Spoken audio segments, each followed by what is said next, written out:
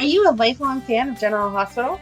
Are you a new fan who wants to know more about the history of the show? Do you enjoy talking about the show with others? Do you find yourself yelling at the TV?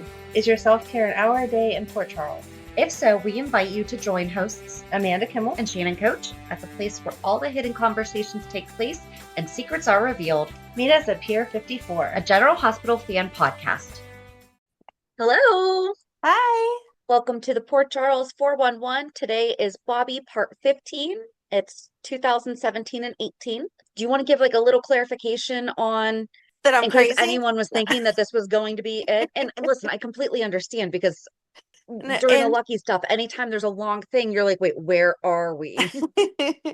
yeah, so I was researching ahead, obviously, and I got ahead as the research went. And in my mind, we had already recorded this. And so the next thing that was going to be recorded would be the final episode. But I was wrong. This is 17, 18, and then there's one more after this that will be 19 through 24. So apologize for the confusion, but yeah, I'm disorganized. We all know that by now. So No, it's listen, you're getting that brain now where it's okay, but I've already read all this and done all this. And then I'm like, wait a second, what did we record? I don't know, especially when we record a lot right? and I have a good batch of I'm like, I have no idea what's going on. That's why we say on like Mondays, I'm like, I don't even know what episode was just released. Right. But this should make everyone happy. We have an extra Bobbie than what I was talking about last week because in my head this Yes. was already done. Yeah. Okay, so I do just know from last time because I was excited that we were getting into this one. This is when Nelle comes into town and Bobbie Yes. knows exactly what she's all about. So that is a big chunk of this and why it is long is because the Nelle storyline went on for so long and Bobbie was putting her 2 cents in as a grandma does for a lot of the stuff that was going on with that. Yep. All right, so at the Metro Court restaurant, Carly drifted into a memory of making love to Sonny on New Year's Eve until Bobbie repeatedly called her back to the present. Embarrassed, Carly laughed it off, Nelle teased her about being in love, then quickly realized Bobbie had no idea what she meant. Carly admitted she'd been trying to figure out how to tell her mother that she and Sonny were reconciling and explained that they were taking things day by day. Bobbie said she wanted Carly to be happy, but reminded her that her concerns about Sonny were valid. Carly promised Sonny would not betray her again. How many times has all of us women said that? But We really need to start keeping right? track of that one. Bobbie lately suggested that Carly's reconciliation might mean Nelle was no longer needed for every little task, a remark Nelle noticed and resented. When Bobbie stepped away to take a phone call, Nelle urged Carly to fly to Australia to bring Jocelyn home and break the news about Sonny in person. Bobbie returned just as Nelle finished booking the flight and remarked on how quick Nelle was to anticipate Carly's needs. Feeling targeted, Nelle confronted Bobbie at the bar, accusing her of making passive-aggressive remarks. Bobbie responded that Carly did not need Nelle inserting herself into the family. Nelle argued that she had earned her place and lashed out by bringing up Bobbie's past as a prostitute. Bobbie calmly stood her ground, saying that she felt no shame for surviving poverty and accused Nelle of studying Carly's family and hiding her true motives. She warned Nelle to watch herself and walked away. Like, by this point, we should know not to throw Bobbie's past up in her face. Like, the whole town knows it, literally. It's not a secret. Right. Bobbie then ran into Carly, who explained the trip to retrieve Jocelyn. Bobbie offered support, promised to look after Sonny and Michael, and privately vowed to, quote, take out the trash. Later at Greystone Manor, Carly and Bobbie worked on Jocelyn's family tree project. They reminisced over old photos, talked about Carly's resemblance to her grandmother Lena, and discussed Carly's adoption. Carly admitted resentment towards her adoptive father, Frank Benson, for abandoning the family, but spoke fondly of her adoptive mother, Virginia, who had raised her alone. Bobbie expressed lingering regret over giving Carly up, and the two reaffirmed their bond. Their calm was interrupted when Carly found Sonny being handcuffed by a police officer. Sonny claimed it was only a precaution so he could be taken to the hospital to check out an old spinal injury. Carly was suspicious but stayed behind as he was escorted out. Michael and Nelle soon arrived. Carly shared stories about her childhood, Virginia's death, and Michael's first trip to the ocean after the funeral. Nelle listened intently, growing visibly tense when she saw a baby photo of Carly being held by Frank Benson while clutching a rattle identical to the one Nelle carried. Remember, she always had that silver rattle that she had? Yeah. When Carly and the others left the room, Nell stared at the picture. Bobbie noticed and questioned her, provoking an angry, defensive reaction that Bobbie compared to a cornered animal. Nell quickly collected the photos and left when Carly returned. Michael later explained that Nell had been emotional about family matters and mentioned they had agreed to be friends after an awkward encounter in the park. Bobbie was surprised to learn Michael had once been interested in Nell, but Michael said it no longer mattered because Nell was involved with an older man. Carly reassured Michael that her difficult upbringing had made her stronger and that she was proud of her life and family. Meanwhile, Nell chatted with Felicia at the Metro Court bar. Felicia praised Nell's efficiency at Maxie's wedding and warned her to be cautious of Bobbie, portraying Bobbie as treacherous and untrustworthy. Nell appeared receptive. Shortly afterwards, Felicia met Bobbie in the park, where the two revealed the warning had been an act. Felicia admitted that she had been digging into Nell's background online and found no social media presence at all, raising Wait a second. suspicions in Nell's true identity. Felicia said that Bobbie. Yes, because she was pretending to hate Bobbie so that Nell would open up to Okay. Felicia. I'm like, why do I not remember Felicia and Bobbie fighting?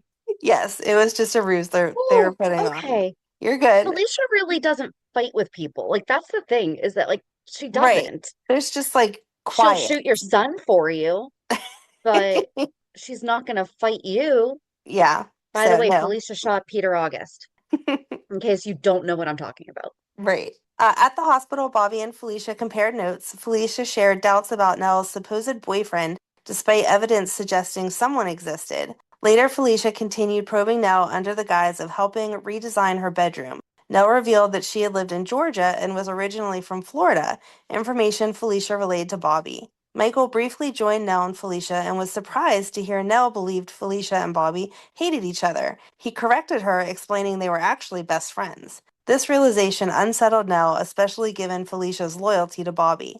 After Michael left, Nell redirected the conversation, insisting she only wanted to organize her room and hinting that her previously unavailable boyfriend might soon move in, leaving her secrets and intentions still unresolved. Finn and Griffin rounded the corner at the hospital just as Carly stepped off the elevator. Carly stopped them to ask if they had seen her son, having heard there was trouble at the hospital. They explained that layoffs were underway and pointed out Michael and Hayden talking at the nurse's station. After Carly left, Finn grew increasingly agitated because he could not find new IV lines. Griffin located a package on a nearby cart, but Finn was too upset to deal with it properly, so Griffin decided to step in and ask to be taken to the patient. And that was whenever like the whole hospital was falling apart. Which time? I Right. mean, Exactly. At the nurse's it's been a while station, since that happened. That's going to be happening soon. right? It'll be time for that again. At the nurse's station, Michael asked Hayden why she had urgently texted him. Hayden explained that the nurses were calling in sick in protest and would continue until the hospital board promised no layoffs. Michael tried to calm her and said he'd call his grandmother, Bobbie, but Hayden revealed Bobbie had also called in sick. Determined to keep things running, Hayden decided to ask the orderlies to work double shifts and left. In Carly's office, Bobbie was on the phone with Felicia, who was pleased to hear that Felicia was in Atlanta investigating Nell. The call ended abruptly when Carly arrived. Carly was surprised to find Bobbie there, and Bobbie claimed she had stopped by after dinner. Carly mentioned that she and Sonny were about to leave on a romantic getaway, then noticed her desk was in disarray. Bobbie admitted she had been organizing Carly's overflowing mail. Carly spotted an envelope addressed to her but decided to leave it for later. Bobbie expressed happiness that Carly and Sonny had reconciled, acknowledging her reservations about Sonny, but recognizing that he made Carly happy. When Carly mentioned their plan to stay at a mountain cabin, Bobbie warned her that the snowstorm had closed the roads. Carly called the caretaker and confirmed that access to the cabin was blocked. The caretaker also mentioned seeing Nell there, but Carly was unconcerned, believing Nell had plenty of supplies. Bobbie appeared relieved and admitted Carly had been right to criticize her earlier suspicion of Nell. After Carly left, Bobbie called Felicia back. As she listened, Bobbie reacted with alarm, realizing Felicia had confirmed exactly what she had feared. Later, Bobbie met Felicia at the coffee shop where Felicia explained how she had learned Nell's secret. Felicia had posed as a Crimson reporter and spoken to one of Nell's friends from her Atlanta school, who revealed that Nell had been seriously involved with her boss's husband and was terrified of being exposed. Meanwhile, Carly told Sonny she had to leave despite their spending the day together in bed. because she was going home to pack and move back in with him permanently along with Jocelyn. Sonny was overjoyed and suggested renewing their vows, jokingly proposing Griffin as the officiant. I completely forgot about Griffin until I was reading this again. I was like, oh, Griffin, our fallen That's him. Wasn't he priest. just talked about, or did we just talk about him? I, No, I he don't wasn't. I Okay. don't know. I honestly don't know, but just seeing Sonny saying like joking about him officiating the wedding, I was like, "Oh, Griffin." Carly agreed, but their moment was interrupted by a text from Bobbie asking to see her urgently. Carly left, teasing Sonny about easing Bobbie into the idea of her move, and Sonny promised to keep making her happy. Again, let's mark that down on the chart of how long that lasts for. Right. Nelle and Michael returned to Nelle's apartment, where Nelle described an emotional awakening she had experienced at the cabin. She said she no longer wanted to be involved with a married man and wanted to focus on her future with Michael. After Michael left, Nelle threw away a flash drive and deleted the audio of Sonny admitting he had slept with her.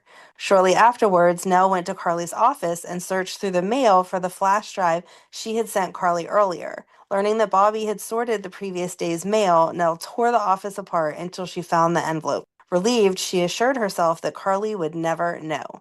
So Carly soon met with Bobbie, who grimly explained Felicia's findings. Bobbie revealed that the S on Nell's flowers stood for Sunny, and that Nell's friend had confirmed the affair. Carly refused to believe it, insisting there must be a misunderstanding, and left determined to prove Bobbie wrong. Back in the office, Nell left Michael a cheerful voicemail saying everything was taken care of. As she prepared to leave, she opened the door to find Bobbie standing there. The two exchanged sharp words. Nell attempted to call a truce for Michael's sake, but Bobbie accused her of being deceitful and destructive. Bobbie confronted Nell directly about sleeping with Sonny, citing Felicia's investigation. Nell denied it, but Bobbie revealed that she had already told Carly. The confrontation escalated as Bobbie condemned Nell for exploiting Sonny's grief after the loss of his child and for damaging Carly's family. She dismissed Nell's tears as fake and warned that no one, especially Michael, would care if Nell disappeared. Ned fled in tears. Bobbie called Carly and left a voicemail describing the encounter and warning that Nell would be wise to leave town. Despite this, Nell soon appeared at the Metro Court with a garment bag. Bobbie confronted her again and threatened to call security, forcing Nell to leave. At the Metro Court bar, Bobbie met Carly, who apologized for missing her messages and explained that she had gone to the hospital and then to Sonny's. Carly admitted that although Sonny understood her better than anyone, the relationship always ended in pain. She confessed she felt more betrayed by Sonny's lies than by the affair itself and blamed herself for bringing Nell into their lives. Carly compared the situation to her own past involvement with Tony during Bobbie's grief, calling herself a hypocrite. Bobbie defended Carly and reassured her of her support. Which, I mean, she's not wrong. She did do, like, pretty much exactly what Nell's trying to do. Right. The conversation ended abruptly when Nina, Charlotte, and Nell arrived. Bobbie moved to confront Nell, and Carly followed. Nina intervened, reminding them a child was present. Carly warned Nina against hiring Nell as Charlotte's nanny, exposing Nell's affair with Sonny, her true identity as Nell Benson, and her pattern of manipulation. Bobbie reinforced the warning, but Nina bristled, insisting that decisions about Charlotte were hers to make. As tensions mounted, Nina decided to remove Charlotte and Nell from the situation, though Bobbie was not finished making her feelings known. The events begin at the Metro Court, where Bobbie confronts Nina and Charlotte, reminding her that Charlotte is a Spencer, regardless of whether Nina and Valentine accept it. And in case you are newer to the show, Nina and Valentine were married twice. Was it twice? I think it was twice, or did they not go through with I the don't second think they one? went through with the second one. Okay. I think they were involved twice. I think they went, I think they were engaged twice. Maybe. I don't know. I lost all track. Anyway, Nina doesn't talk about it a lot, but like she and Charlotte were super close. I mean, They she were was so definitely a close. very much stand-in mom for Yes. Charlotte. So I kind of wish they did talk about it occasionally because she doesn't. Especially because we got to see Nina be such a good mom to Sasha that I think that she would continue being a good female role model that Charlotte could go talk to. Right. And especially where she wants to be a mom so much, she and like Valentine would never be against her. He was never against her. Right. maintaining a relationship with Charlotte. Okay, this is not about Charlotte, but this just reminded me of that because Right. it's like people are probably like, why? What's going on? I mean, she really had the opportunity to be a mother to Mm-hmm. Charlotte. Do reminding her that Charlotte is a Spencer, regardless of whether Nina and Valentine accept it, and expressing concern for her great niece's welfare. Moments later, Nell arrives, assuming Nina has reconsidered a job interview and is letting her go. Instead, Nina shocks everyone by hiring Nell on the spot and sending her off with Charlotte for hot chocolate. Once they leave, Bobbie angrily warns Nina that the impulsive decision will backfire and that Nell will end up in bed with Valentine. After Bobbie storms off, Carly suggests Nina acted out of spite, but Nina insists she believes in second chances and that people can change. Carly concedes it's possible. Yeah, Carly, you've done it. Yet urges Nina to protect herself because Nell could turn on her as well. Later, Valentine joins Nina, who tells them that the nanny quit, but she found a replacement. She cryptically warns him not to let the nanny anywhere near his bed, promising to explain later. Don't you think your husband would have questions about that? If you said, like in your situation, hey, I hired someone to help take care of our daughter because she has needs and whatever, blah, blah, blah, but don't let her close to your bed. Don't you think it'd say to you, maybe we shouldn't be hiring her? Like, it does not sound like that's a good fit for our family if the person Yes. you're hiring to help is going to be trying to hook up with me. Yep. But No, I Valentine's just agree. like, okay, I won't hook up with her. Thanks for the forewarning. And Valentine, his only downfall was Anna and Nina. Hmm. He didn't stray. He is a very, very, very monogamous. Right. Yes. See why I love him? I mean, Valentine that's just reveals, one good quality, but okay. listen, he is very resourceful and monogamous. Okay. Except for when he's like cheating on Anna with Nina and Nina with Anna, I mean, Now you sound like Carly. He promised much he like wouldn't break between my heart Carly and again. Brenda. Sonny with Carly and Brenda, you kind of forgave that, right? But you don't forgive the other ones. But you're No. kind of like, okay, but it's Brenda. Oh, but it's Carly. It's like Liz and Jason. Yeah, it doesn't work that well in real life. No, it's not supposed to. That's fair. There is no and in my life. Right. And Valentine. But that's not actually an option. So anyway, Valentine reveals he visited Anna to seek a truce, explaining that Nina and Charlotte are all that matter to him. Nearby, Bobbie and Carly agree that they are disappointed by Nina's choice. He was even super committed to Brooklyn when they were faking it. Yep. I'm gonna stand by this thought. And don't anybody write into me and tell me why I'm wrong, because I'm sure that I am absolutely forgetting something. So Because let me he know if I, didn't know that him and Brooklyn were forgetting it in the beginning. That's what you're forgetting. He yeah. really thought that Bailey Lou was his. Oh, right. No, absolutely. But still, he's also not one to be with someone just because you have my baby. True. Nearby, Bobbie and Carly agree they are disappointed by Nina's choice, though Carly is relieved that Nell will be isolated on Spoon Island, far from her family. At Carly's house, Bobbie joins Carly for wine. Carly explains that she has received bad news and soon reveals that Lady Jane has died.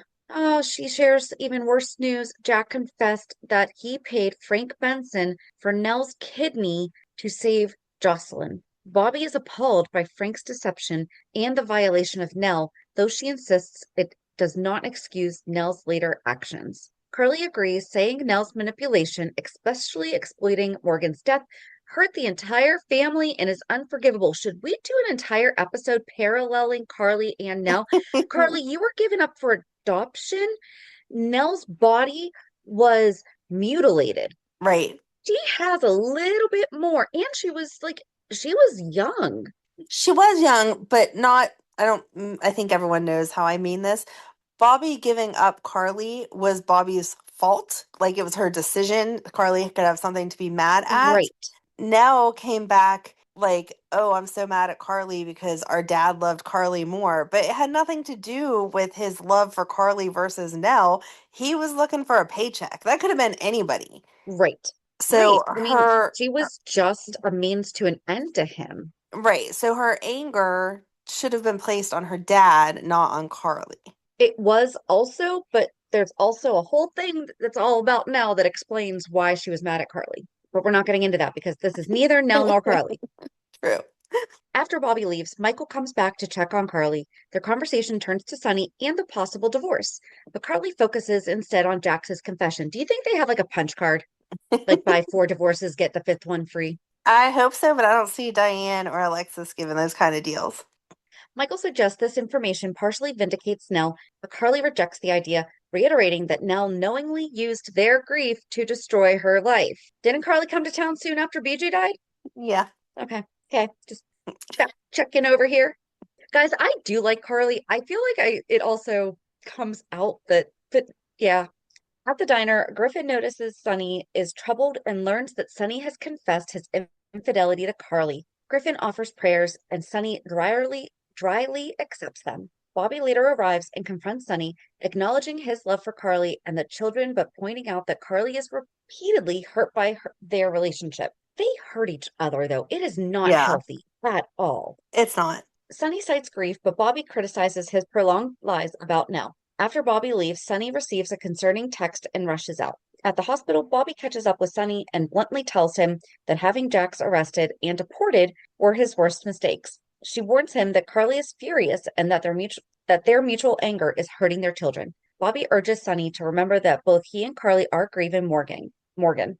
Sonny admits that their marriage is falling apart after Morgan's death and says he cannot accept the loss without answers. You know what I wish they had actually mentioned during that whole thing is the statistics around people who do divorce after the loss of a child, Yeah, because they are high. Like they're yeah, very high. It wasn't okay, this is soap opera land, but right. that is a very, very real thing. Lucy soon approaches Sonny to discuss reserving a table for the nurses' ball. She notices Morgan's prescription bottle and grows uneasy, but recovers when Sonny reassures her that he will attend the ball in honor of its inspiration, Stone. Andre Maddox. Mm-hmm. Aw, then escorts Sonny away. Lucy presses Bobbie for information, and Bobbie explains Sonny is obsessed with uncovering the truth about Morgan's death. Yes, you would be. Lucy insists she wants to help, though Bobbie doubts her motives. Their conversation is interrupted by Kiki, who praises Lucy for persuading Ava to donate a valuable Greek antiquity to the nurses' ball, and Lucy redirects attention to the charity's purpose. Back at the Metro Court, Bobbie urges Carly to hire Scott as her divorce attorney. Carly refuses. She complains about Martina stepping down due to the supposed prior relationship with Sonny and suspects a cover up. Bobbie advises Carly to stop fixating on conspiracies and move forward. Carly says she wants a quick divorce, but Bobbie warns that trying to punish Sonny financially will only prolong things and hurt Michael and Jocelyn the most. Carly insists she doesn't want to cause her children more pain, and Bobbie encourages her to put Sonny behind her, just as she wanted Michael to do with Nell. In the dressing room at the nurses' ball, Carly and Bobbie prepare in elegant gowns. Carly recounts catching Sonny and Martina together. Bobbie initially encourages vengeance and then regrets it when Carly explains that Sonny stayed home to read Morgan's journal. Carly tearfully remembers the hope she and Sonny shared at the last nurses' ball and admits that reading Morgan's journal shattered her. She even feels pity for Sonny, alone with her son's words. Bobbie reminds her that life must go on, which is the spirit of the nurses' ball. Okay, in that context, I'm okay with that phrase. Mm-hmm. You know, I hate when people say that though. Like, Right. no, but in the context of the nurses' ball, I'm sure that entire conversation Right. was completely different. Jocelyn joins them, and the three share a warm embrace. Outside, they meet Michael, who asks Bobbie for an update on Nell. Jocelyn panics at the mention of the hospital, but Bobbie reassures them Nell is fine. During intermission, Carly warns the family that Sonny has decided to attend the ball and emphasizes that he has a right to be there. Michael steps away and speaks with Kiki, who explains she wanted Bobbie to know that Nell is asking for Michael and could use a friend. At the hospital, Michael visits Nell, who is asleep, and sits watching her. He's using Jason's chair. Yes. Jocelyn calls questioning why she agreed to Michael's plan, but he reassures her and promises support from both himself and Nell. He puts the phone on speaker so he and Nell can listen to Jocelyn's performance. On stage, oh, is that when she performed with Cam? This was her by herself, I believe. Oh, okay. Unless On he stage, may have been on guitar, but I don't think he's sang. okay. On stage, Lucy introduces, oh, here we go, Shannon. Here's your answer. Lucy introduces Jocelyn, who sings It's Not Over Yet, moving the audience. Afterward, Bobbie notices Carly searching the room for Sonny. A television host teases more performances, with Bobbie and the other hospital staff smiling for the cameras. Later, Sonny and Carly storm into the dressing room looking for Ava, only to find her gone. Sonny grabs Scott and demands to know where Ava is, accusing her of killing Morgan. Scott reminds them that Olivia Jerome planted the bomb, but Carly counters that Ava tampered with Morgan's medication, triggering the episode that ultimately led to their son's death. Scott insists that accusations against Ava are crazy talk. Man, I can hear him saying that. Right? Crazy talk. I Um, couldn't, like, as I was reading it, I was like, what information am I leaving out? Because it doesn't pertain to Bobbie per se and we can't go down that rabbit hole. And then I was like, oh, yeah, okay. They found out that Ava messed with the medicine and then Ava runs away and then she gets caught in the back room of the art gallery and then the fire breaks out. And I was like, no, no, no, I can't include like all of that no. in paragraphs. But that's the whole backstory to what's going on. Okay. Although Carly presses him about Ava tampering with Morgan's medication, Scott reassures both her and Sonny that Ava fled town and has plans to disappear, promising that they will never see her again. Sonny admits he cannot stop thinking about what Morgan endured and says he feels no sympathy for Ava's suffering, convinced that she will face charges and prison. Still, he and Carly accept that they finally have answers. Carly leaves to tell Bobbie and Jocelyn the truth, while Sonny resolves to spend time with Avery, grateful that his daughter is too young to understand what has happened. At the hospital, Bobbie gently explains to Kiki that Ava has suffered catastrophic second and third-degree burns over much of her body and that the coming hours are critical. Kiki sees her mother heavily bandaged, on a ventilator, and surrounded by warming blankets. Bobbie explains that Ava must be stabilized before doctors can determine next steps and reassures Kiki that a full medical team is monitoring her closely. Dylan supports Kiki as she struggles with the reality of making decisions for her mother, including the fact that Ava has no known living will. After Bobbie leaves to find a social worker, Kiki breaks down, then later receives a guarded medical update from the doctor asking about advanced directives that she does not have. Yep. Mhm. Yep. Yep. Swear in the hospital. Michael tells Nell that he cares about her and wants to look after her after seeing her injured on the piers. Bobbie disapproves of Michael's involvement, pulls him into the hallway, and urges him to check in with Sonny and Carly, who have news about Morgan. When Bobbie later checks on Nell herself, she confirms that Nell's kidney is recovering but grows concerned when Nell resists questions about her own plans to leave town. Bobbie warns Nell that staying in Port Charles will only complicate Michael's life and urges her to leave and start over, bluntly suggesting that Michael's concern is rooted in pity rather than love. Nell later applies for a job at Kelly's, only to be shut down when Bobbie appears and makes it clear that she will never be hired, revealing she co-owns the diner. Bobbie tells Nell that she wishes her well anywhere else, but not if she stays in town pursuing Michael. Their confrontation escalates until Nina intervenes, and Bobbie leaves after receiving a call from the hospital. Nina sympathizes with Nell, but questions why she insists on staying, offering a job reference that Nell deflects, while Nina privately suspects that Nell's attachment to the Michael is the real reason. Bobbie later tells Michael that Nell tried to get a job at Kelly's and suggests Nell may have misread his kindness. Michael pushes back, asserting that his feelings are his own, and Bobbie recognizes that, like Carly, Michael will insist on learning his own lessons. Afterward, Jocelyn notices the parallel between Michael forgiving Nell and Carly forgiving Sonny. Once Joss has the house to herself, she impulsively throws a party. She grows closer to Oscar, sharing her love of horseback riding, but panic sets in when Bobbie unexpectedly returns. Bobbie sends Oscar away, scolds Jocelyn for lying, drinking, and hosting boys unsupervised, and orders her to clean up, though a bottle is left hidden. Oh, that's right. Joss got busted underage drinking twice. Was it twice? Because remember they got in trouble at that school thing, wasn't it? When Trina got drunk. Didn't Joss get drunk too? But I don't think that was intentional. Do you know what I'm talking about? Didn't she? I don't It was in remember high if Joss school. was drinking too. I know, Because remember, Cam jokes about it and he's like, nope, I'm good. yeah. Okay, yeah. I think. I Oh, think you're well, right. not this episode. The next morning, Carly returns home unaware of the party. Jocelyn tries to avoid suspicion, but Carly discovers a beer bottle and confronts her. Under pressure, Jocelyn admits to hosting friends, drinking a little, and spending time alone with Oscar. Carly is furious, demands Jocelyn's phone, and warns her that there will be consequences. Joss lashes out, accusing Carly of hypocrisy for forgiving Sonny, insisting the party was an escape from Carly's turbulent relationship. Carly refuses to let her deflect and sends her to her room just as Bobbie arrives. Carly confronts Bobbie for not warning her about the party. Bobbie insists that she meant to tell her and minimize the damage, but Carly remains firm. Bobbie then reveals that she spoke with Sonny at the hospital, prompting Carly to admit that she and Sonny have called off the divorce and decided to work on their marriage. Jocelyn overhears and storms downstairs, furious and heartbroken that Carly would take Sonny back. She rails against Sonny for keeping her real father away and begs Carly to deny it, but Carly confirms the truth. Disgusted yet bitterly resigned, Joss retreats, convinced that Carly and Sonny's reconciliation will collapse as it always does. Carly knows Jocelyn is upset but insists that she cannot be disrespectful. Bobbie steps in, senses the tension, and decides to leave, reminding Jocelyn that Carly loves her deeply.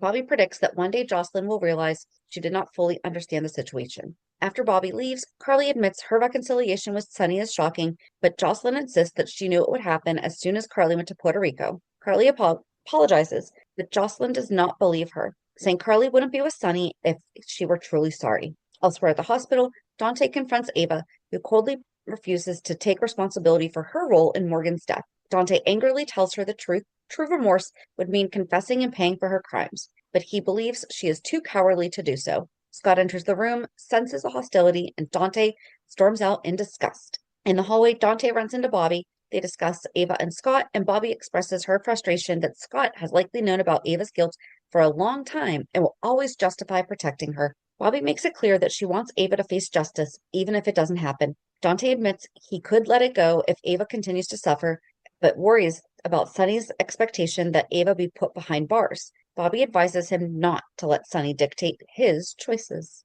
At the nurse's station, Bobbie and Carly talk about Olivia and Ned's wedding. Carly says it was joyful, but reveals that there was drama involving Michael, Nelle, and Jocelyn. As they walk, Carly tells Bobbie that Sonny tried and failed to apologize to Jocelyn. Bobbie says Jocelyn is entitled to her feelings, but still must be respectful. When Carly asks Bobbie's opinion about reconciling with Sonny, Bobbie admits she doesn't approve and notes that something always sabotages Carly and Sonny's relationship. Their conversation shifts to Nelle. Bobbie believes Michael will lose interest, but Carly disagrees and vows to drive Nelle away, even if it risks alienating Michael. Bobbie suggests a subtler approach, digging up dirt on Nelle. Though Carly says Nelle has already been investigated, Bobbie believes there must be more to uncover and takes charge, calling Felicia to reopen the investigation. At the hospital, Bobbie briefly interacts with Amy, deflecting Amy's inappropriate curiosity about her past marriages. Bobbie then meets Carly again and explains she's going to see Felicia. Carly warns that Michael will see this as a witch hunt. Bobbie agrees it is one, but insists Carly should play nice with Nelle to avoid suspicion. Carly confidently says she can outplay Nelle. At the Floating Rib, Felicia invites Nathan to poker night and hints at concern over Maxie's suspicion that Nathan is hiding something. Nathan receives calls and texts he ignores, growing uncomfortable.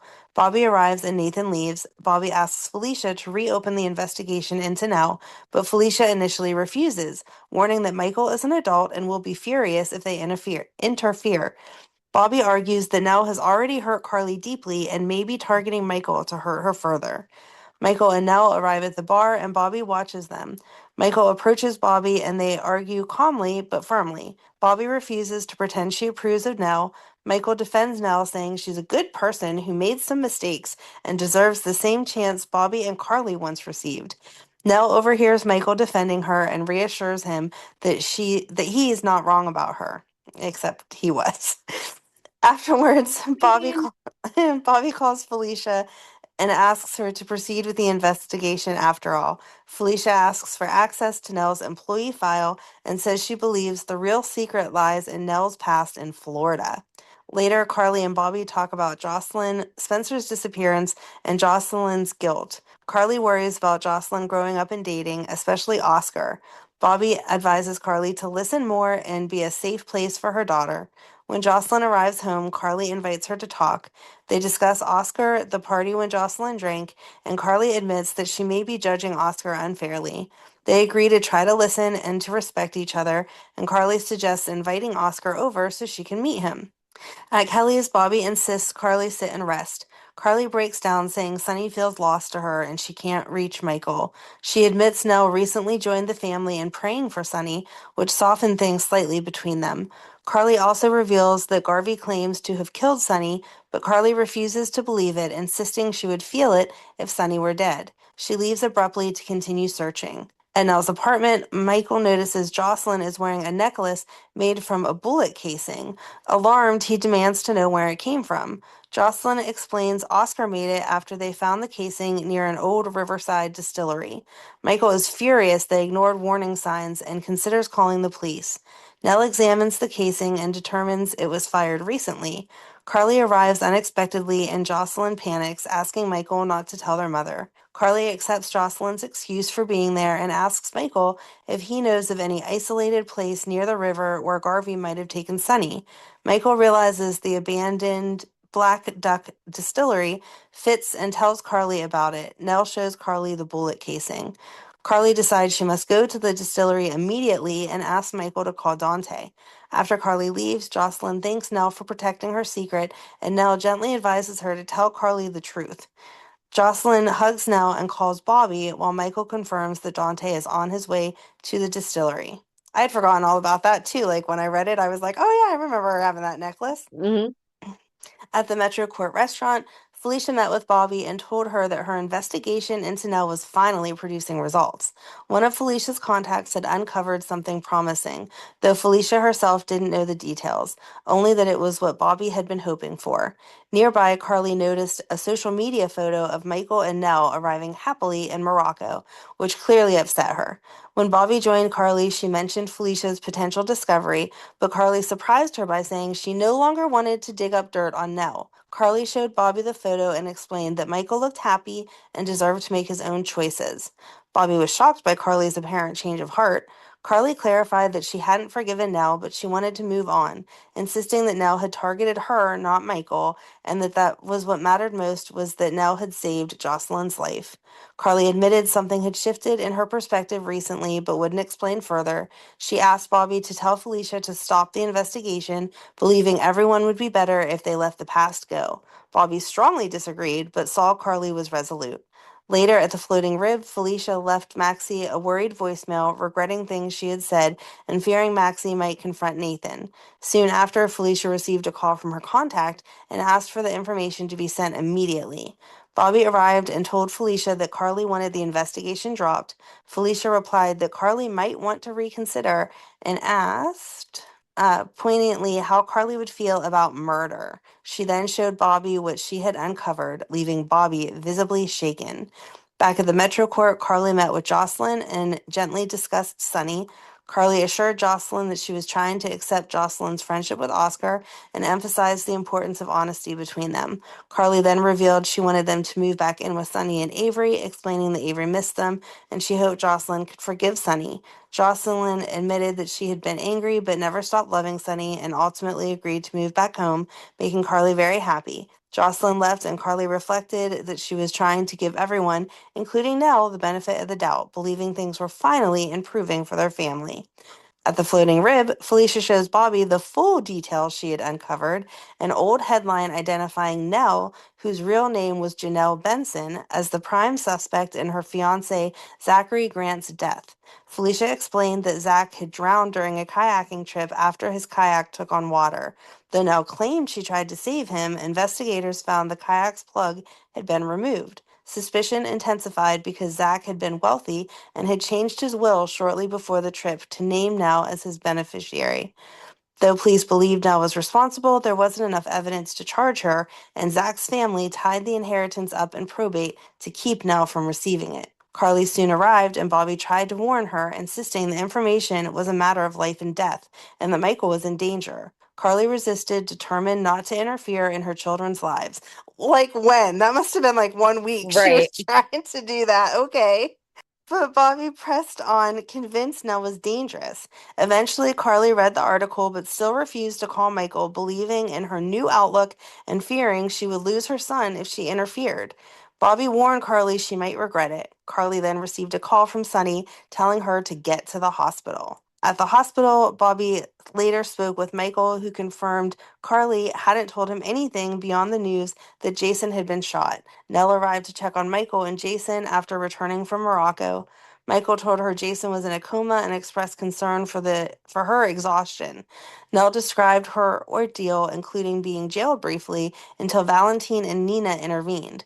Michael was upset on her behalf but accepted the explanation. The couple decided to go home to rest while Bobbie stayed with Jason. In the hospital chapel, Carly prayed, thanking God for helping her through Morgan's death and begging for Jason's life, knowing how many people depended on him. Later, Bobbie again tried to warn Carly about Nelle, suggesting that Nelle might exploit the current crisis. Carly resisted, calling the evidence circumstantial, while Bobbie argued that Nelle's history and recent events were troubling red flags. Nearby, Monica emerged from Jason's room in tears, fearing her son might not survive. Bobbie comforted her, and the two women reflected on the painful losses they had endured and the injustice of outliving their children. Bobbie urged Monica not to give up hope, reminding her of Jason's strength and the family still surrounding them. They spoke candidly about past regrets and mistakes, finding comfort in their shared resilience and friendship. I loved their friendship. Yeah. After Monica left, Michael and Nelle arrived. While Michael went to see Jason, Bobbie confronted Nelle directly, warning her that Michael would eventually learn the truth about Zach's suspicious death and suggest she leave town. Nelle responded coldly, insulting Bobbie and dismissing her concern. When Michael returned, Bobbie tried to tell him about Nelle's past, only to learn that Michael already knew about Zach and believed Nelle's version of events. Michael firmly asked Bobbie to trust him to make his own decisions. Though deeply uneasy, Bobbie agreed to back off, praying she wouldn't regret it. After Bobbie left, Nelle worried that Michael had been forced to defend her yet again. Michael reassured her of his trust and promised to stand by her as long as she was honest. Nelle tearfully confessed that she had never known love until she met him. Michael returned the Oh. sentiment, and the two declared their love for each other. Oh, please. And that was always the sentiment. There was never a time where I don't think there was ever a time that anyone was like, oh, but Nell's changed. Right. It's so, ugh. Anyway, Sorry. nope, you're good. At the nurse's station, Monica arrived late and handed Bobbie a cup of coffee, apologizing for missing their break. Bobbie thanked her, but Monica noticed Bobbie was upset. Bobbie admitted she had a confrontation with Michael and was frustrated at how helpless it felt to watch over their children and grandchildren when they refused guidance. Monica had no answers. Meanwhile, after making love, Michael and Nelle dressed and talked in the living room. Michael told her he had taken the day off to help her unpack. Nelle said she never thought she would love again after Zach's death, but Michael had changed her life and she wanted to leave the past behind. Michael later mentioned that Bobbie was being honored at the hospital and that Nelle had been invited. Nelle declined, convinced that she would be blamed if anything went wrong. Agreeing that she might be right, Michael decided to skip the party and instead take Bobbie out to dinner, insisting this would show his family how serious he was about Nelle. At Kelly's, Bobbie ran into Carly. Carly explained she had escaped an event at the Metro Court and left things in Olivia's hands. Bobbie said she was picking up the cake for her celebration and noted that everyone had responded except Michael. Carly was surprised Bobbie had invited Nelle, but Bobbie hoped that it would serve as a peace offering. Carly hinted she expected answers about Nelle soon. Bobbie pressed for details, and Carly swore her to secrecy before revealing that Sharon Grant, the sister of Nell's deceased fiancé Zach, had contacted her. Carly didn't know what Sharon wanted, but intended to hear her out. Bobbie speculated that recent investigations or photos of Michael and Nelle might have prompted Sharon to reach out. Carly worried about the consequences, but admitted she would welcome proof that Nelle was innocent. Bobbie confessed she would still despise Nelle regardless, but urged Carly not to let the fear stop her. I mean, she was honest. It doesn't matter what we find out about this girl. I don't like Right. her. Not gonna be a fan. When a young woman entered Kelly's, Carly and Bobbie realized it was Sharon. Bobbie offered condolences and they stepped away. Sharon and Carly talked about Zach's death and Carly's own loss of her son Morgan. Sharon explained that a private investigator asking questions about Janelle Benson had alarmed her, leading her to discover that Janelle had changed her name to Nelle Hayes and worked for Carly. Carly confirmed Nelle had caused trouble but avoided details. Sharon described Nelle as dangerously deceptive, using lies and manipulation to gain trust before striking. Carly asked how Zach had died and how Nelle had escaped justice. Later, Michael told Carly he would not attend Bobbie's party. Carly argued that it was an important family event, but Michael explained Nelle would be uncomfortable.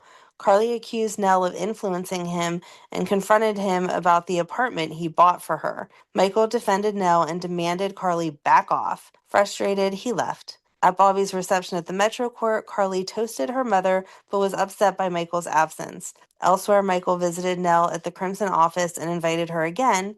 Nelle declined, still hurt by his doubts and comments about her ring, though Michael insisted he trusted her. She urged him to attend without her so she wouldn't be blamed. At the reception, Bobbie chatted with Laura and learned about Lucas and Brad considering adoption. Michael eventually arrived, explaining that Nelle had insisted he come alone, which impressed the family. Later at Greystone Manor, Carly confided in Bobbie about Nelle's pregnancy. Bobbie suggested caution and early paternity testing. Carly admitted Michael had already scheduled it, but feared Nelle was using the baby to secure her place in life. Bobbie refused to help manipulate the situation, but encouraged Carly to focus on the baby rather than the past guilt. Attention shifted to Lauren and Kevin's wedding day, despite superstitions and snowy delays that threatened to keep sorry. Despite superstitions and snowy delays that threatened to keep Lucky and Spencer away, Laura prepared with help from Maxie, Lulu, and Bobbie. When it seemed the wedding might be canceled, Leslie arrived unexpectedly, explaining that she'd been flown in by a storm-chasing friend. Her boyfriend Marcello revealed he could perform the ceremony in Italian with Leslie translating. The crisis was resolved, and Bobbie gave Laura Aunt Ruby's handkerchief, encouraging her to cry and enjoy her day. I hate this Stop! so much. Just stop. We're gonna have to be like, I'm sorry, this series is to be continued because neither of us are in the right mental state to read these things. No, there's too many. Like, I hate seeing pictures right now because then you see so many and you're like, they're all dead. Yes. Okay. So 2018, Carly ran into Bobbie at the hospital and showed her a box of condoms that had fallen out of Jocelyn's backpack. Jocelyn was like 16 here, right? hmm I And mean, as a mother, she wasn't old enough, but as someone who was once was a teenager, she like was she old wasn't enough. a kid. Right. Yes. Bobbie advised her not to jump into, she was a kid at 16. Just Right. clearing that one up. Right. Like I said, from a mother's perspective, she was absolutely too young, but from a teenager's perspective, she was not. Yes. Bobbie advised her not to jump to conclusions. Carly confronted Kim, assuming the condoms belonged to Oscar. Kim suggested they might be Jocelyn's and said at least the teens were being responsible.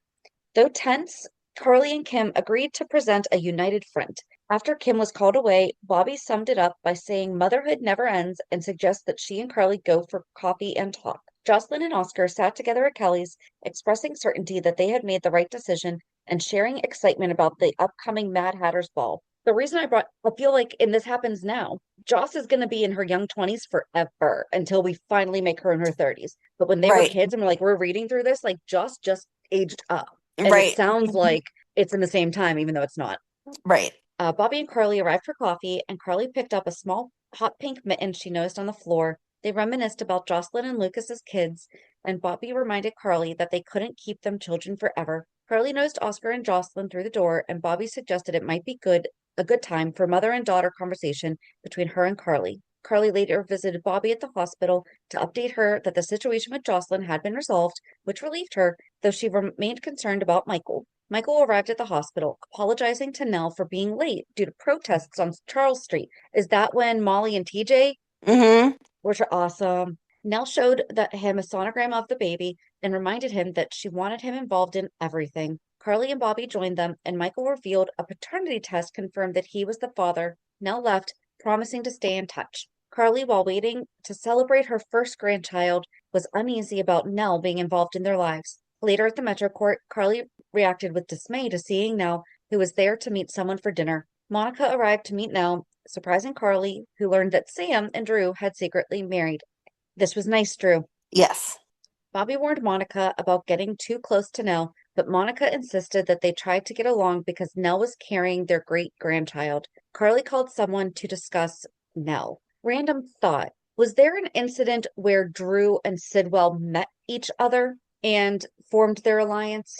Or was it just always kind of like an assumed like they knew each other outside of, because I thought that Drew had said something about, I think they knew each other outside of, like when Drew was in the service or whatever. so what if instead of Drew being Shiloh, he is Peter August? No, I don't like that idea. No.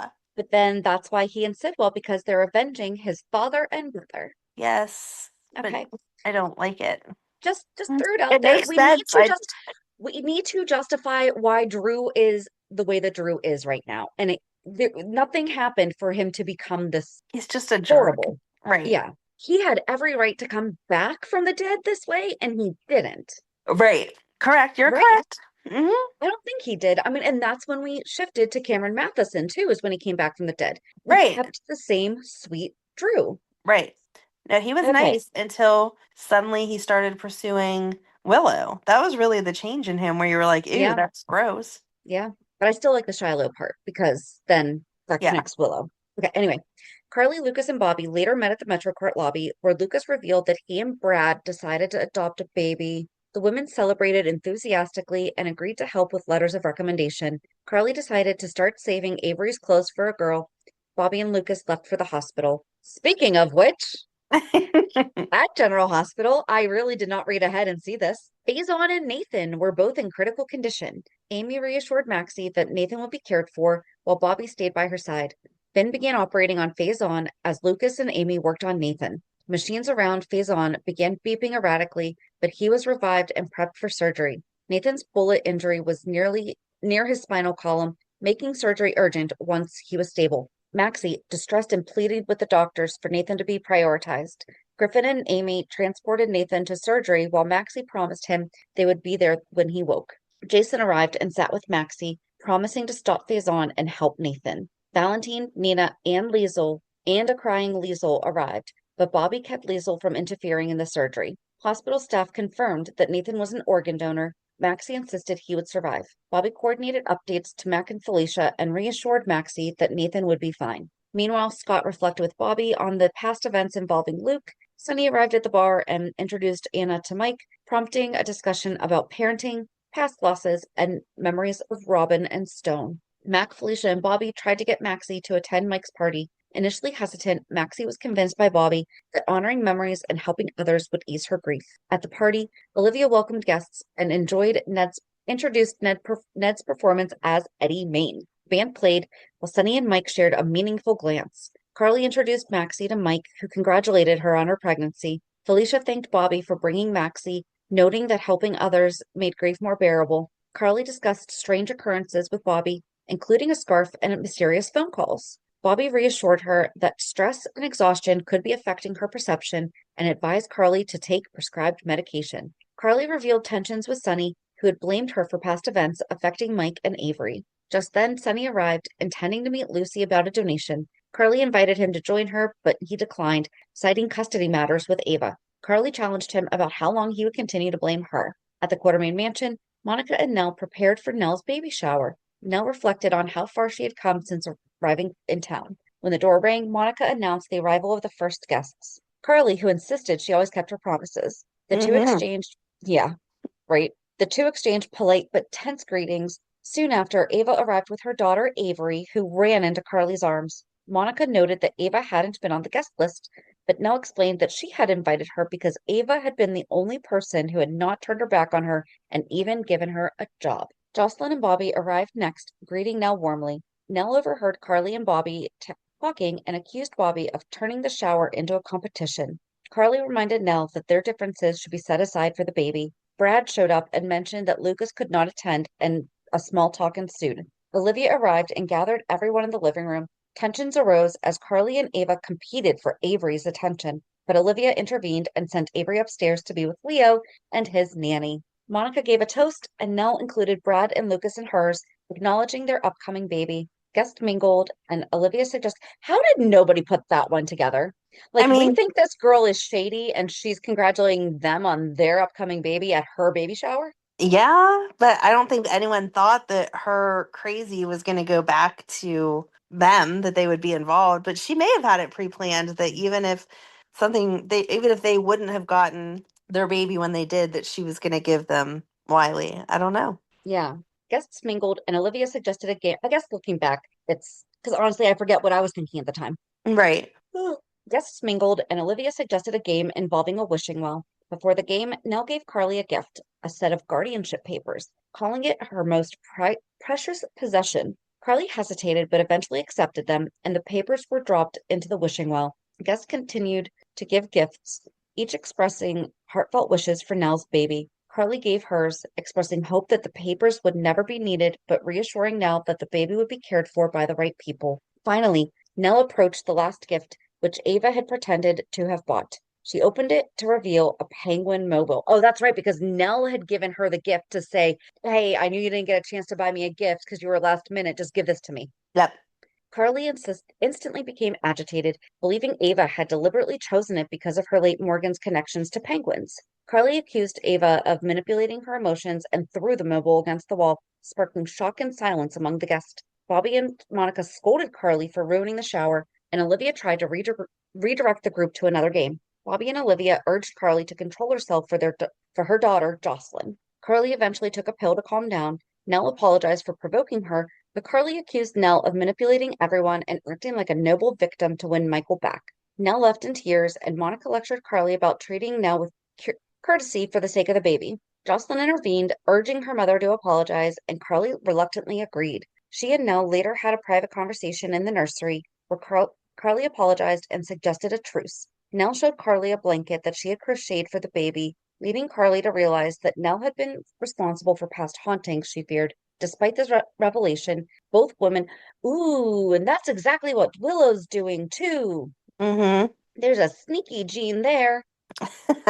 It's the same one that kept Nina in the wheelchair as she faked being paralyzed. Right?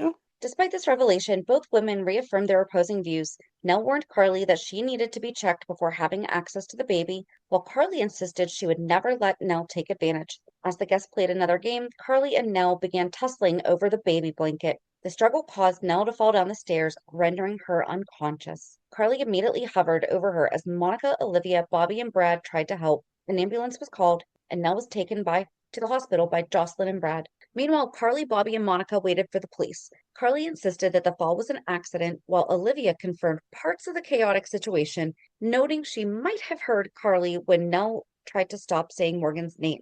Carly warned Nell to stop saying Morgan's name. Chase later investigated the stairs, and Olivia apologized to Carly for speaking the truth about what had occurred. Emma arrived to greet Robin and Anna, while Julian welcomed the late arriving Kim with a kiss, complimenting her dress. Lucy, acting as the mistress of ceremonies, introduced the first performance. Oh, now we're at the nurse's ball. Nurse's ball, sorry. Okay.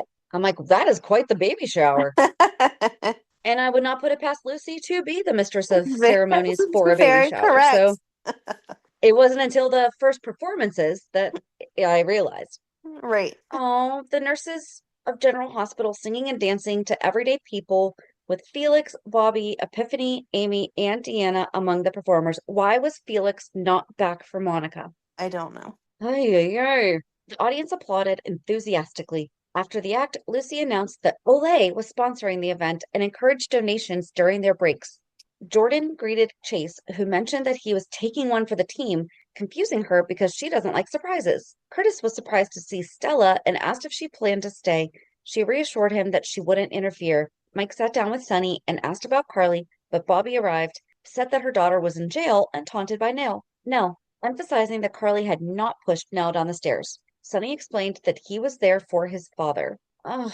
I'm sorry. Mike took to the stage, announcing he had Alzheimer's but intended to perform. He began singing Frank Sinatra's Summer Wind, accompanied by a big band, but froze mid-performance. Sonny jumped on stage, helped his father, and together they finished the song to a standing ovation. Ava worried about following their act, and Bobbie praised Mike and Sonny's performance.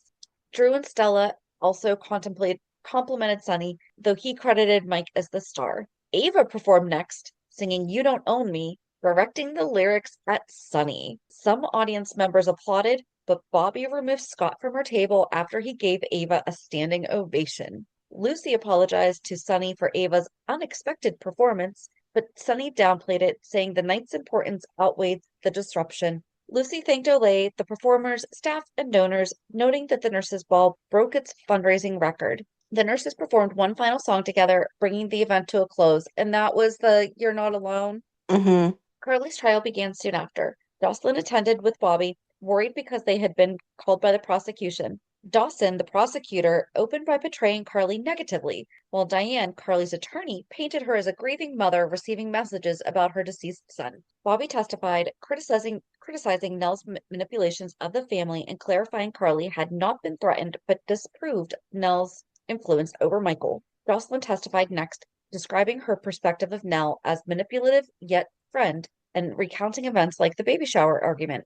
Carly became emotional during the testimony, prompting a recess. Outside of the courtroom, she confronted Diane, blaming her for inaction, while Michael comforted Jocelyn and Sonny comforted Carly. Ava and Nell arrived, and Nell reassured Ava about the secret involving Blanket. And Ava was not on board when she heard this, right? Like, she was like, dude, that is messed up. I do, Wasn't but she? Like, I do believe that once she caught on to what was going on, she was like, wait, wait, wait, even I have to put a stop to using deceased children. well, I mean, to be fair, she is the one who changed Morgan's meds so that he Hmm. went into a mental health episode that then took his life.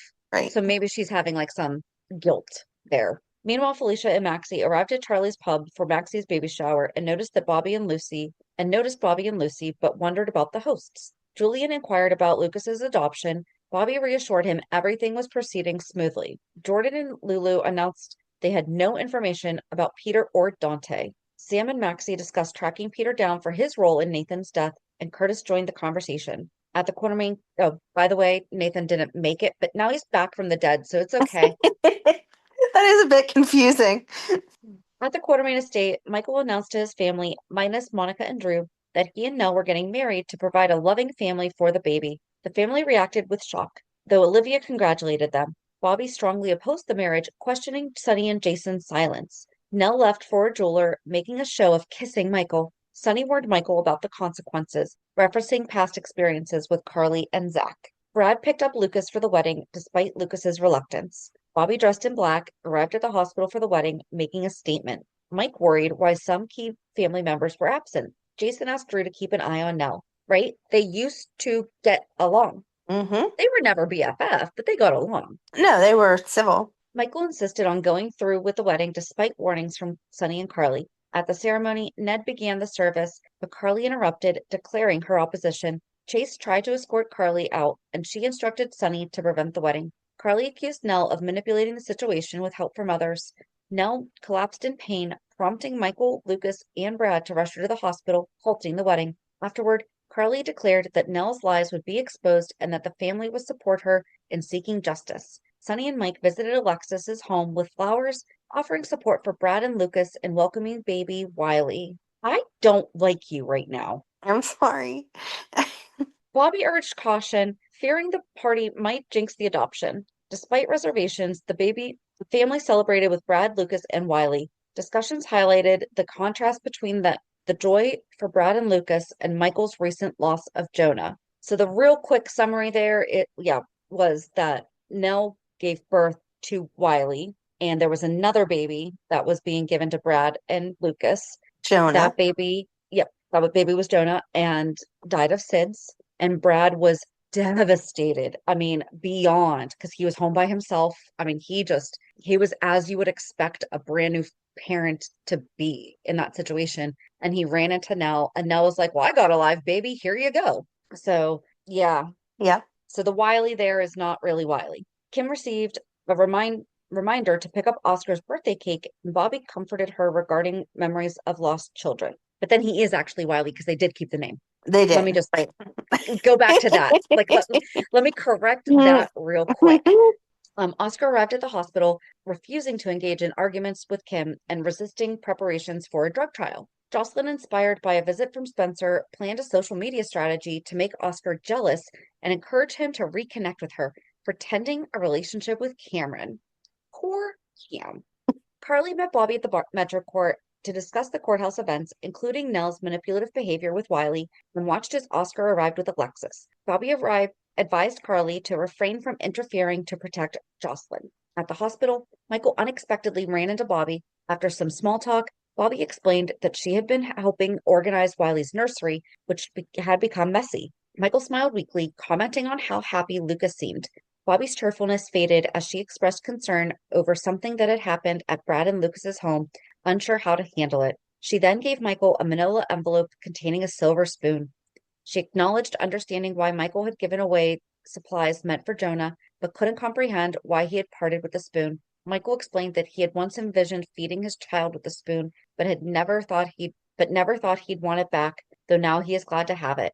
He shared that he had been attending meetings for parents who have lost children. Bobbie hugged him, proud of his progress, and he admitted that he was beginning to think he could find happiness again. Bobbie then mentioned that a nurse had been asking about him, hinting that with Nelle locked up, nothing was stopping Michael and Francesca from dating again. As they spoke, Carly approached.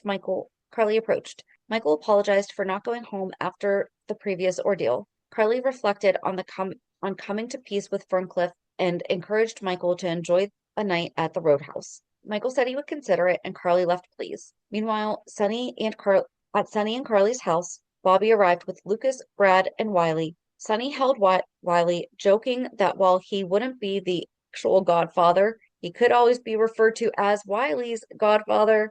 Jocelyn and Michael arrived for Wiley's hipster baptism. A phone call interrupted the celebration. Julian had come to pick up Avery, Ava's daughter. Though some argued about whether Avery should go with Ava, she expressed that she wanted to see her mother. Carly helped Avery get ready and handed her off to Julian, who congratulated Lucas and Brad before leaving. Sonny handed Wiley to Michael, and Bobbie commended Sonny for handling Julian diplomatically. Brad followed Julian out, reassuring that he would have invited Julian if possible, since Wiley exists thanks to him. Yeah, and Julian knew, and he was in agreement with Brad that we're going to give Lucas what he wants. Right. That whole storyline is just, you want to think that you wouldn't make those decisions, but you get it all. Oh. Carly returned with Avery, saying goodbye. Later, Bobbie presided over the baptism, introducing Sam as godmother and Michael as godfather. Both expressed gratitude for their roles. Jocelyn added a playful touch with a name tag, and Brad took photos of the family. At General Hospital, Bobbie and Monica played rock, paper, scissors to decide who would read "'Twas the Night Before Christmas" and who would wear the Santa suit. Bobbie lost and went to find the suit, which had been damaged by moths. Meanwhile, Oscar noted a sad young patient and reassured her that Santa would still appear, which Drew confirmed. That's it. And That's it how was it Drew, ends. right? Like Drew dressed And as Santa, right? yes, right. Yeah. Whenever we liked Drew. Yeah. Yep. You okay? Yes. Listen, the show is just going to be very difficult for the next few years. Yeah. All right. I mean, next week we're just talking about her dying. So, there's that. We're going to have Luke die and then her die. Yeah. It's going to be great. Yeah. Can't wait. Okay. I don't even have a good segue into so let's see if Drew's not a jerk somehow on Monday, or all the remaining people that are mentioned are still alive. We'll see what happens. I mean, you never know. You never know. So yeah, join us on Monday as we recap this week's shows. Have a good weekend. And we'll meet you at the pier. Bye. Bye. If you enjoyed today's show, we invite you to go to pier54podcast.com to subscribe on your favorite platform. Don't forget to leave us a review. And you can also follow us on many social media channels. Just search for Pier 54 Podcast. Also, we are not perfect, so if there is something that we missed or messed up, just let us know by emailing us at pier54podcast@gmail.com.